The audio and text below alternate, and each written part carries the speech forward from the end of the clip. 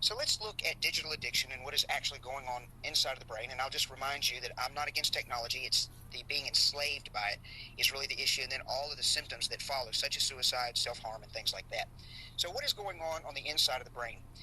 Inside of the brain is this area called the reward circuit. You've probably heard of that, and that little dot represents an area known as the pleasure center.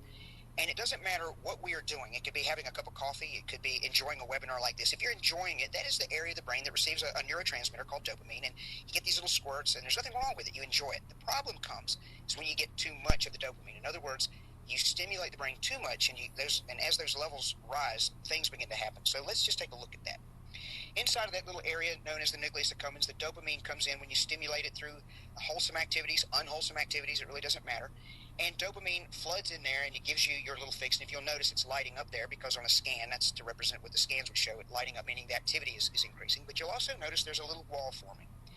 Whenever we overstimulate the brain builds up what is called tolerance. And no doubt if you've ever worked with alcoholics or any drug addicts, you know what tolerance is. The brain is simply getting used to it. And if you want to continue to feel that stimulation, you're going to have to do more of the activity or the drug or whatever it is that's stimulating your brain. And the catch-22 is you will get your fix, but that resistance will just grow. And that's what's typified by that barrier. It's called the dopamine barrier.